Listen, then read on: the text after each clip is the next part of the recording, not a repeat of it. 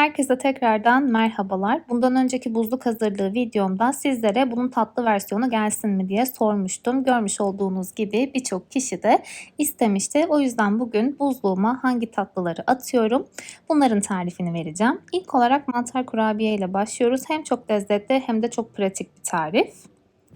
125 gram tereyağı kullanıyorum. Tereyağınız yoksa margarin de kullanabilirsiniz. 1 tane yumurta, 1 yemek kaşığı sıvı yağ, yarım su bardağı pudra şekeri. Öncelikle bu malzemeleri yoğuruyorum. Daha sonra 200 gram nişasta ekliyorum. Buğday ya da mısır fark etmez. Bende buğday vardı, onu kullandım.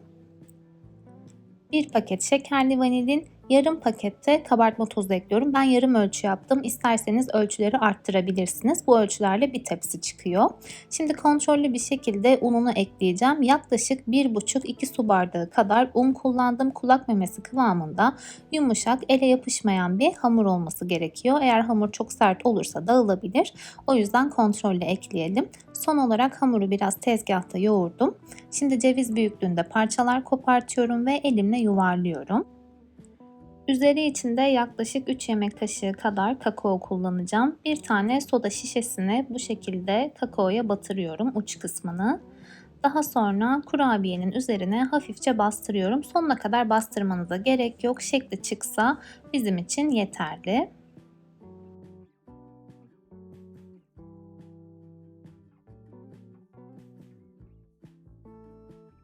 Kurabiyeleri ilk olarak bu şekilde yağlı kağıdın üzerinde donduracağım. Burada en önemli püf nokta birbirine değmemesi.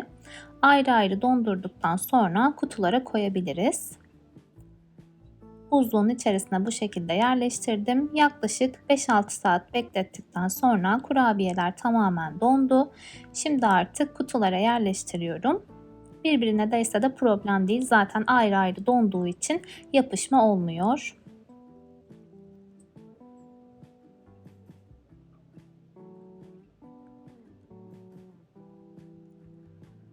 Kurabiyeleri pişirirken donuk olarak yağlı kağıt serili fırın tepsisinin üzerine diziyorum. Önceden ısıtılmış 175 derece fanlı fırında yaklaşık 25-30 dakika pişiriyorum. Beklemenize gerek yok. Direkt buzlu şekilde dizebilirsiniz. Ben denemek için birkaç tane pişirdim. Gördüğünüz gibi şu an kurabiyeler buzlu. Hiç bekletmeden direkt olarak sıcak fırına attım. Gerçekten çok lezzetli oldu. Yeni yapılmış gibi tazecik, kaç tane istiyorsanız o kadar sayıda pişirebilirsiniz. Şimdi mozaik pasta yapacağız. Ben buzlukta her zaman mutlaka mozaik pasta bulunduruyorum. Çok kurtarıcı bir tarif. 100 gram tereyağı, 1 su bardağı şeker, 1 su bardağı süt, 2 kaşık da kakao kullandım. Hepsini karıştırıyorum. Ocakta bir taşım kaynattım. Daha sonra bir paket şekerli vanilin, 80 gram da çikolata ekledim. Çikolata eklemek şart değil. Ben biraz daha lezzet versin diye ekliyorum. Çikolata eriyene kadar karıştırıyorum. 2 paket pötibör bisküvi kullanacağım. Bisküvileri iri iri bu şekilde kırıyorum. İsterseniz içerisine ceviz, fındık, damla çikolata vesaire de koyabilirsiniz.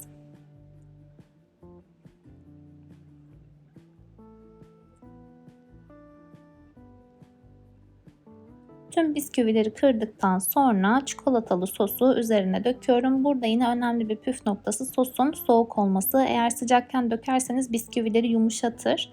O yüzden mutlaka soğutup dökün ki yumuşak olmasın bisküviler. Şimdi hepsini güzelce karıştırıyorum.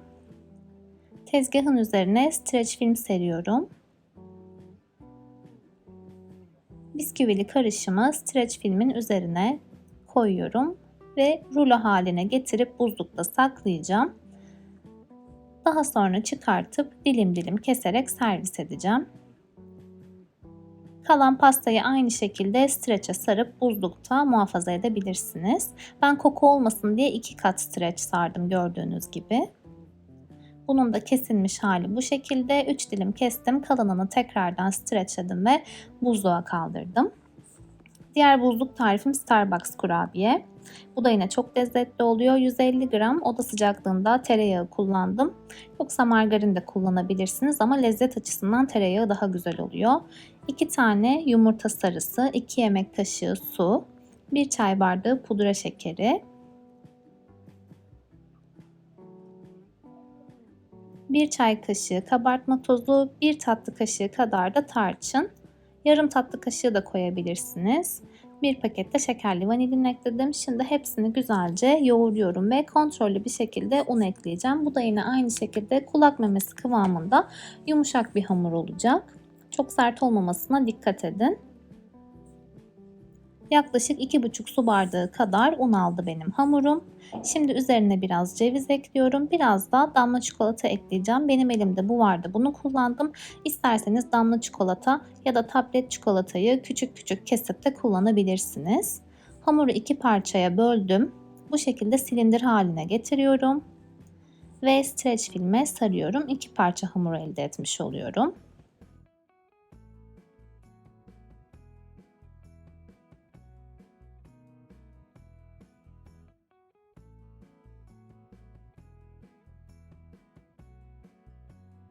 Diğer hamuru da aynı şekilde silindir haline getirdim. Streç filme sarıyorum. Bunu pişirirken de aynı şekilde buzluyken dilim dilim kesiyoruz. Hiç bekletmeden yağlı kağıt serili fırın tepsisine koyuyoruz ve önceden ısıtılmış 175 derece fırında yaklaşık yarım saat pişiriyorum. Ben mantar kurabiyelerle birlikte pişirdim. İkisi aynı anda pişti ve çok lezzetli oldular. Tavsiye ederim. Şimdi son tarifim şekerpare. 125 gram oda sıcaklığında tereyağı, yarım çay bardağı kadar sıvı yağı, yarım su bardağı pudra şekeri, yarım su bardağı irmik, bir tane yumurta akı. Yumurtanın sarısını şekerparelerin üzerine süreceğiz. Onu kullanmıyoruz. Sadece akını kullanıyoruz. Yarım paket kabartma tozu, bir paket de şekerli vanilin ekliyorum. Hepsini yoğuracağım. Kontrollü bir şekilde un ekleyeceğim. Yaklaşık 3 su bardağı kadar un aldı ama unun markasına göre, yumurtanın büyüklüğüne göre değişebilir. O yüzden kulak memesi kıvamında ele yapışmayan yumuşak bir hamur olacak. 2,5 da olabilir, 3,5 da olabilir. Benimki yaklaşık 3 su bardağı kadar un aldı. Şimdi şekillendiriyorum. İlk olarak elimle biraz yuvarlıyorum. Daha sonra uçlarını hafif sivriltiyorum ve birazcık bastırıyorum. Biraz poğaça gibi oldu bunlar ama genelde pastanede satılanlar bu şekilde oluyor. O yüzden ben de böyle yaptım. Şimdi yumurta sarısını fırça yardımıyla üzerlerine sürüyorum.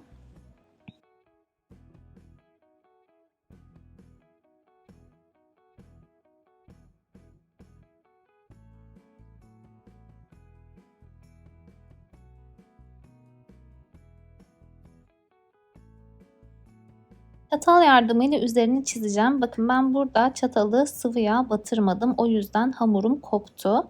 Mutlaka çatalı ilk olarak sıvı yağ batırıyoruz. Daha sonra üzerini bu şekilde çiziyoruz. Önceden ısıtılmış 175 derece fırında şekerpareler tamamen kızarana kadar pişireceğim.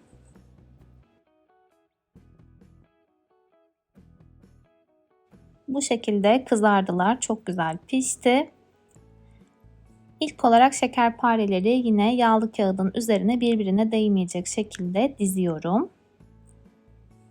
Bu şekilde donduracağım. Pişirirken de şekerparelerin tamamen çözülmesini bekleyeceğim. Çözüldükten sonra şerbetini ılık hale geldikten sonra üzerine dökeceğim. Eğer çok kaynarken şerbetini dökerseniz sıkıntı olabilir. Tabanları yumuşayabilir. O yüzden ılıkken dökebilirsiniz. Ya da isterseniz şekerpareleri fırında 10-15 dakika kadar ısıtıp üzerine soğuk şerbet de dökebilirsiniz. Bu arada şerbetli şekilde saklayan takipçilerim de varmış. Ben öyle denemedim ama herhangi bir problem olmadığını söylediler. Dediğim gibi ben soğuk olan şekerparelerin üzerine ılık şerbet döktüm. Hepsini çekti. Çok da lezzetli oldu. Bu arada şerbetin tarifini de aşağıya açıklamalar kısmına ekleyeceğim. Oradan bakabilirsiniz. Bu şekilde borcama koydum ve üzerine şerbeti gezdirdim. Bitmiş hali de böyleydi. Gerçekten çok lezzetli oldu. Umarım tarifler sizin de işinize yarar. Videoyu beğenmeyi, kanalıma abone olmayı ve yorum bırakmayı unutmayın lütfen. Bir sonraki videoda görüşmek üzere. Şimdilik hoşça kalın.